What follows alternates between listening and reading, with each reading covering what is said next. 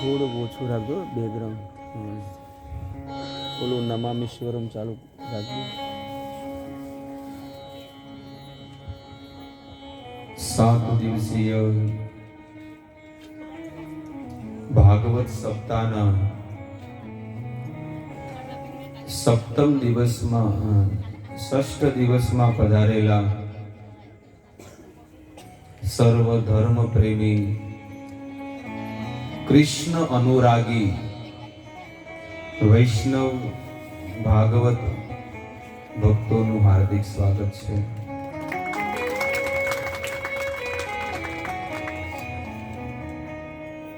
તમારા બધાનું મન ભગવાનમાં લાગે એવી શુભકામનાઓ, જીવનમાં બહુ સુખ મળે, સમૃદ્ધિ મળે અને ભગવાનની કૃપા વરસતી રહે, ભગવાનની પૂર્ણ કૃપા વરસે. આપણે અહીંયા 6 દિવસથી ભાગવત સપ્તાહ કથા થઈ રહી છે. આમાં તમે મને નથી જાણતા ને હું તમને નથી જાણતો, પણ આ બધો મેળ કોણ કરાવે છે? આ બધો મેળ ભગવાન અને એના ભક્તો કરાવે છે. ભગવાન અને એના ભક્તો. અમે પણ ભગવાનને ઓળખતા નહોતા, પણ એક એવા સંતના સાનિધ્યમાં એમની ઓળખાણમાં આવ્યા, એવી સંસ્થામાં જોડાણા, ત્યારે એ સંતની કૃપાથી અમને ભગવાનના દર્શન થયા, ભગવાનનું નામ મળ્યું, ભગવાનનો પ્રસાદ મળ્યો. હરિ થોડોક વોલ્યુમ બરોબર કરો, ઇકો જરા, અને અવાજ પતલો રાખો થોડો. જે સેટિંગ મેં કરેલું એ બરોબર હતું.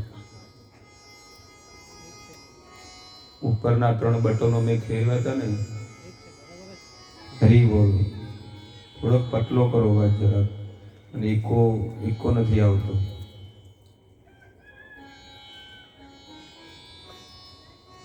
હરે કૃષ્ણ, રાધે શ્યામ.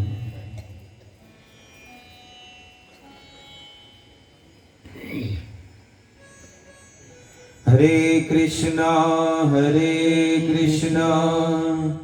કૃષ્ણ કૃષ્ણ હરે હરે, હરે રામ ઇકો વધારો ભાઈ, ઇકો. રામ રામ હરે હરે, હરે કૃષ્ણ. જરા પૂછો કરો. હરી બોલ. તો એવા સંતના સાનિધ્યમાં જ્યારે આવ્યા ત્યારે ભગવાનની ભક્તિ મળી. હજી થોડો ઓછો કરો જરાક સ્લાઇડ.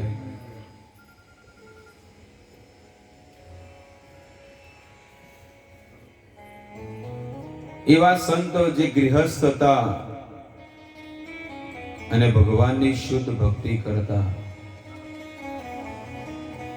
એમના પિતા નાનપણથી જ સંતોની સેવા કરતા. એસી ભક્તિવેદાંત સ્વામી પ્રભુપાદ, જે આ સંસ્થાના જે આચાર્ય છે ને, એનું વર્ણન કરું છું હું.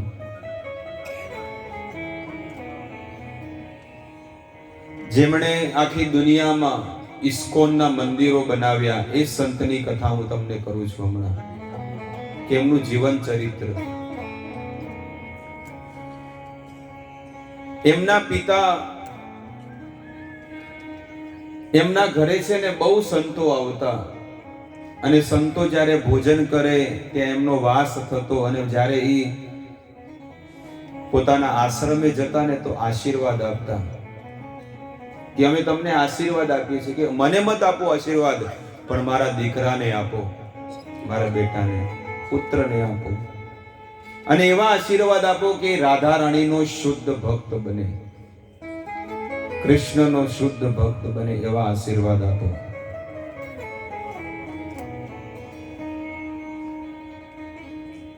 એવા આશીર્વાદ બધા સંતો આપતા. રોજ અવારનવાર ક્યાંય પણ સંતો મળે ને તો એ સંતોને ભોજન કરાવતા અને આશીર્વાદમાં કહેતા કે મારો દીકરો ભગવાનનો ભક્ત બને, એવા આશીર્વાદ આપો.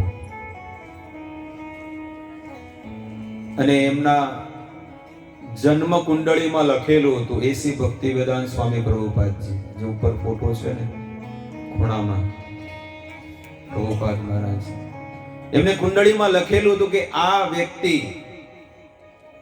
આ દુનિયામાં ધર્મનો પ્રચાર કરશે, ટોપ ક્લાસનો પ્રચાર કરશે, અને 70 વર્ષની ઉંમરે, 70 વર્ષની ઉંમરે જ્યારે વ્યક્તિ પથારીમાંથી ઊભો થઈને બાથરૂમમાં ન જઈ શકે, પણ કે આ સંત છે ને 70 વર્ષની ઉંમરે અમેરિકામાં જઈને પ્રચાર કરશે.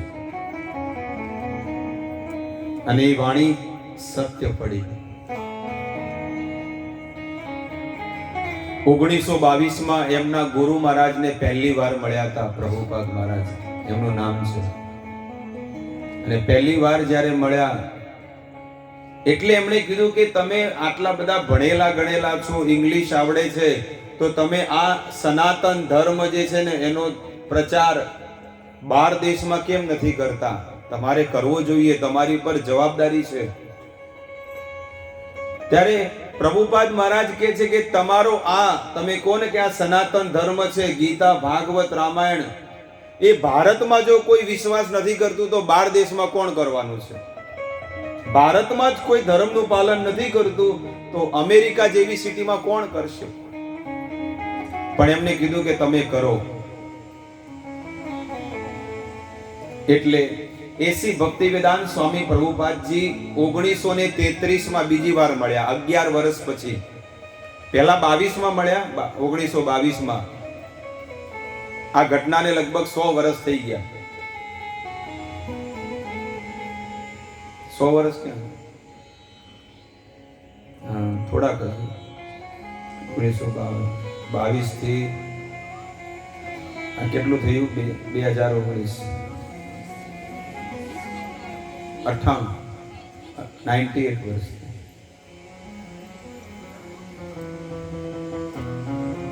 ઓગણીસો 33માં બીજી વાર મળ્યા અને 1933માં એમને દીક્ષા થઈ. દીક્ષા એટલે ગુરુ મંત્ર મળ્યો.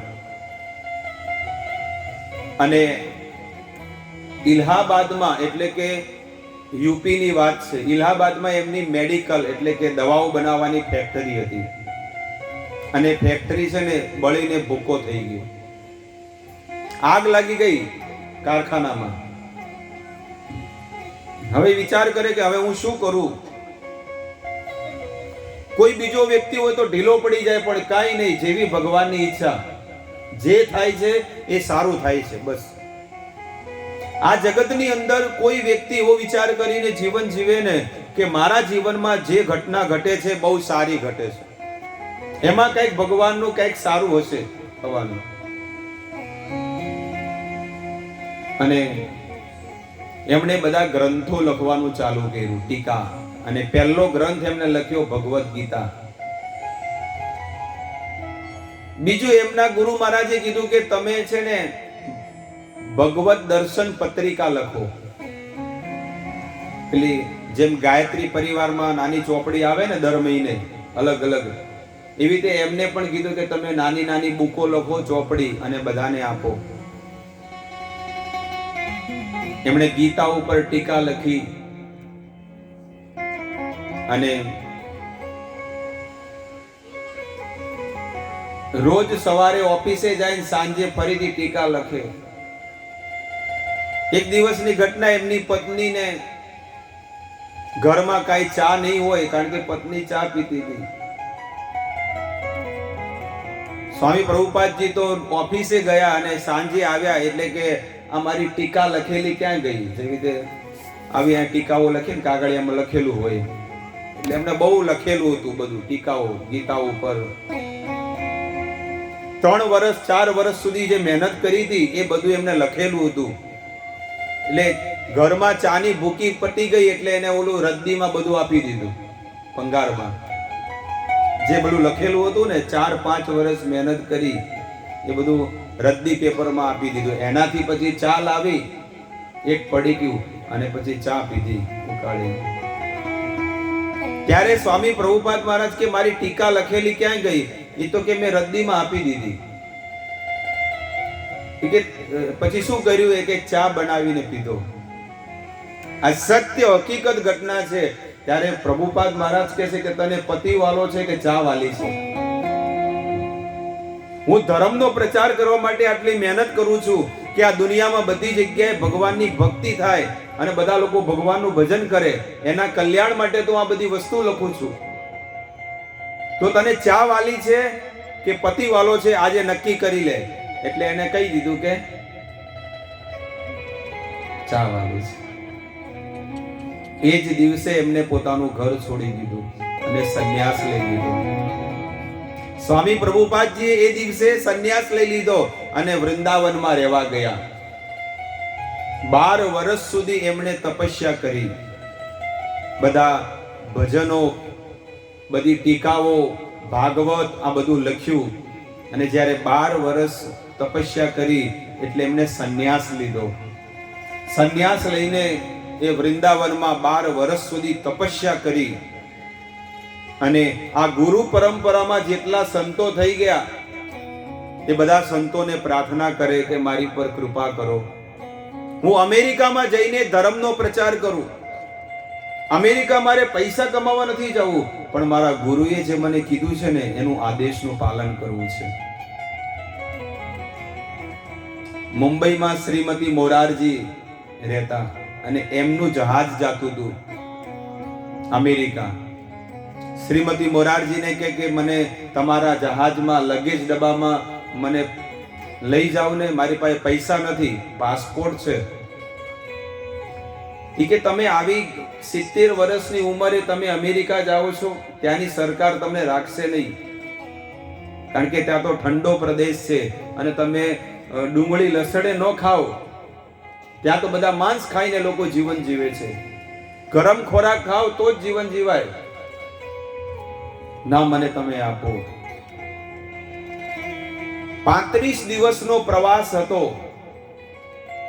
કલકત્તા બેઠા હતા અને કલકત્તાથી લઈને અમેરિકા ન્યુયોર્ક સિટીમાં ગયા અને એમને ધર્મનો પ્રચાર ચાલુ કર્યો. 6 મહિના સુધી એમને કોઈ રિસ્પોન્સ ન મળ્યો, એટલે કોઈ એમની વસ્તુને સ્વીકાર ન કરી. પણ 1 વર્ષ થયું ને એટલે એમને એક સંસ્થાની સ્થાપના કરી. એક જણાએ નાની હોટલ ચાલતી હતી, એને કીધું કે અમારી હોટલમાં ચાલુ કરો મંદિર. તો આવી રીતે ભગવાનનો ફોટો રાખ્યો અમેરિકામાં અને ફોટો રાખીને ભગવાનની સેવા ચાલુ કરી. અને પોતાના હાથે ગુલાબજાંબુ બનાવે, પ્રસાદ બનાવે, રોટલી, શાક, દાળ, ભાત બધું, અને ભગવાનને ભોગ લગાડીને એ ફોરેનરોને જમાડતા. ધીરે ધીરે પ્રસાદનો એટલો પાવર હતો, ભલે કોઈ કથા ન સાંભળે પણ એ કથાનો પ્રસાદ ખાય ને તો એ જીવનો ઉદ્ધાર થઈ જાય છે. એવા પાપી તાપી જીવાતમાં જેને બહુ અતિશય પાપ કર્યા પણ ભગવાનનો પ્રસાદ ખાઈને છે ને એ શુદ્ધ ને પવિત્ર બની ગયા. જ્યાં કથા કરતા ને ત્યાં અહીંયા આગળ છે ને કાચની બરણી રાખતા અને એમાં શું રાખતા? ગુલાબજાંબુ. એટલે બધાનું ધ્યાન કથામાં ન હોય પણ ક્યાં હોય? ગુલાબજાંબુ. કે હવે બાપુ છે ને કે હવે પ્રસાદ આપશે. એક ગુલાબજાંબુ માટે છે ને એ લોકો બેઠા કે આવી વસ્તુ અમને અહીંયા નથી મળતી. ત્યારે લોકોને ભક્ત બનાવ્યા અને એ લોકો એવા સમર્પિત થઈ ગયા કે બધી પ્રોપર્ટી છે ને એમને આપી દીધી કે આ બધી પ્રોપર્ટી તમે રાખો અને ધર્મમાં વાપરો. એમ કરતા કરતા એમને એવા શિષ્યો એટલા બનાવ્યા, ફોરેનરોને સંન્યાસ આપી દીધો, દીક્ષા આપી દીધી, બધાને શીખવાડ્યું. જે લોકો દર અઠવાડિયે અલગ અલગ સ્ત્રીઓ સાથે ખોટા કામ કરતા એ લોકોને કીધું કે તમારે હવે એક સ્ત્રી સાથે રહેવાનું છે. એટલે સમજ્યા નહીં એટલે એમને લગ્ન કરાવ્યા, વિવાહ, કે હવે આ પત્ની સાથે તમારે આખું જીવન જીવવાનું છે. બહુ સહન કર્યું પણ તોય એમને ધર્મનો પ્રચાર કર્યો. એવી રીતે અલગ અલગ દેશની અંદર 10 વર્ષમાં 108 મંદિરની સ્થાપના કરી. 108 મંદિરની સ્થાપના કરી, કેટલાય ગુરુકુળો બનાવ્યા, ગૌશાળા બનાવી. અને અમેરિકા વાળા જે લોકો રાત દિવસ પાપ કર્મ કરવા વાળા પણ એવા લોકોને પણ ખેતી કરતા શીખવાડી કે ગૌ પાલન અને ખેતી કરો. કારણ કે આ વસ્તુ કરશો તો તમારા આગળ જે દીકરાઓ છે ને એ લોકોને આ ખાવા મળશે. અને જો કોમ્પ્યુટર ને લેપટોપ ને આવી વસ્તુ તમે છોકરાઓને શીખવાડશો ને તો છેલ્લે માત્ર નટ બોલ્ટ રહેશે. નટ અને બોલ્ટ ખાવામાં શું મળશે? એટલે પ્રકૃતિની સાથે છેડછાડ ન કરો. ભગવાનને પ્રાર્થના કરો, ભગવાન તમને બધું આપશે. અમેરિકા, લંડન, જાપાન, ઓસ્ટ્રેલિયા, આ દુનિયાનો એવો કોઈ છેડો નહીં હોય જ્યાં ઇસ્કોનના મંદિર નહીં હોય. આ દુનિયાનો એવો કોઈ છેડો નહીં હોય એવી મોટી મોટી સિટીમાં ધર્મનો પ્રચાર થાય છે. આ રશિયા દેશ છે ને, રશિયા, એ રશિયા દેશમાં 100 સેન્ટરો છે. એટલે કે 100 મંદિરો માત્ર રશિયામાં છે. પાકિસ્તાનમાં પણ મંદિર છે. અને એવા પાકિસ્તાન જેવા એ દેશની અંદર પણ ધર્મનો પ્રચાર થાય છે. આ જ વસ્તુ જે આપણે 6 દિવસ કરી રહ્યા. કોની કૃપાથી થયા? આજે હું એ ભક્તિ ન કરતો હોત ને તમે ન કરતા હોત, પણ એક સંતે એવો ધર્મનો પ્રચાર કર્યો કે આખી દુનિયામાં હરે કૃષ્ણ મહામંત્રનો ડંકો વગાડી દીધો. બધા લોકોને કાળા, પીળા, નીલા, ધોળા જેવા પણ હોય એ બધાને એક છત્ર છાયામાં એક મંદિરની નીચે, એટલે કે international society for Krishna consciousness જેને કહેવાય, આ સંસ્થાનું પૂરું નામ છે અને જેને શોર્ટમાં ઇસ્કોન કહે છે. દુનિયાભરના બધા લોકોને એક ઘરની નીચે એક છત્ર છાયામાં બધાને લાવીને મૂકી દીધા. અરે એક ઘરની અંદર 4 માણસો બરોબર નથી રહી શકતા. એક ઘરની અંદર 4 માણસો છે ને બરોબર નથી રહી શકતા. ચારેવને જમવાનું અલગ, ચારેવને રહેવાનું અલગ, બધું અલગ અલગ હોય. પણ આજે આખી દુનિયામાં લાખો ને કરોડો માત્ર એક જ ઘરમાં રહીને ભગવાનનું ભજન કરીને ભગવાનના અધિકારી બની જાય છે. અને એ સંસ્થાનું નામ છે ઇસ્કોન. તમે બધા પરિચિત હશો. તો એક સંતની કૃપાથી આજે આખી દુનિયામાં ભક્તિનો ડંકો વાગી ગયો. એમને પોતાના ઘર ઉપર ધ્યાન ન આપ્યું, પણ એને ધ્યાન ક્યાં આપ્યું? મેં કે 2-4 દીકરાઓનો ત્યાગ કર્યો. એમને કેટલા? 4 દીકરાઓ હતા. મેં 4 દીકરાઓનો ત્યાગ કર્યો, પણ આજે દુનિયાભરમાં કેટલા મારા દીકરાઓ છે કે સમજણ પડી? એ મેં 4 દીકરાઓનો ત્યાગ ન કર્યો હોત ને તો આટલા બધા દીકરા મારે ન હોત. અને આજે એ બધા લોકો ભક્તિ કરીને ભગવત ધામના અધિકારી બની ગયા. આજે એવા સંતનું નામ, આજે એમની એવા સંતની ખ્યાતિ આ દુનિયામાં નહીં પણ દેવતાઓને ભગવાન પણ ગાય છે. એ સંતની ખ્યાતિ. એ સંતને રોજ સવારમાં 4 વાગે એની પૂજા થાય છે. દુનિયાભરમાં ભક્તો બહુ સંતો થઈ ગયા, બહુ સાધુ સંતો થઈ ગયા, પણ આ એક એવા સંત છે સ્વામી પ્રભુપાદ મહારાજ કે જે સંતને સવારમાં 4 વાગે વહેલા ઉઠીને લાખો ને કરોડો લોકો એમની મંગળ આરતી કરે છે. આજે ઇસ્કોન સંસ્થાના 900 મંદિરો છે આખી દુનિયામાં. આખા વર્લ્ડમાં કેટલા છે? 900 મંદિરો ઇસ્કોનના છે. અને હરેક મંદિરની અંદર લગભગ 100, 150, 200 જણા રોજ સવારમાં ઉઠીને એ પ્રભુપાદ મહારાજના ગુણ ગાય છે ભગવાનની આગળ. કે ગુરુ મહારાજ હતા ત્યારે ભગવાનના અમને દર્શન થયા. સંસાર દાવા નલ લીધ લોક ત્રણાય કારુણ્ય ઘના ઘનાત્વ. હે ભગવાન, તમારામાં પ્રીતિ ઉત્પન્ન થાય, તમારામાં પ્રેમ ઉત્પન્ન થાય, તમારું નામ લઈએ, તમારો પ્રસાદ ખાઈએ, પણ કોની કૃપાથી થયું? એક સંતની કૃપાથી થયું. તો એવા સંતની શરણમાં સાનિધ્યમાં રહીને આપણે ભક્તિ કરવી જોઈએ. નકે જીવન તો આમ ને આમ જતું રહેશે. આમ ને આમ જીવન જતું રહેશે. આપણે એમ વિચાર કરીએ કે ના હજી મોડા, હજી ભક્તિ કરશું, પણ જોત રે જોતામાં દિવસો વયા જશે. પાનબાઈ કે છે ને કે એમ ને એમ દિવસો જતા રહેશે. નાનપણથી મોટા થયા, લગ્ન કર્યા, કામ ધંધો ચાલુ કર્યો અને આમ કરતા કરતા કરતા આજે આપણે માણસનું જીવન તમે જુઓ કે ઘરડા બની ગયું. એમને એમ જીવન જતું રહેશે. એટલા માટે સંસારના કામ પણ કરો પણ સાથે સાથે ભક્તિ પણ કરો. તેવા સંતના ચરણોમાં આપણે કોટી કોટી વંદન અને પ્રણામ કરીએ બધા. હરે કૃષ્ણ કૃષ્ણ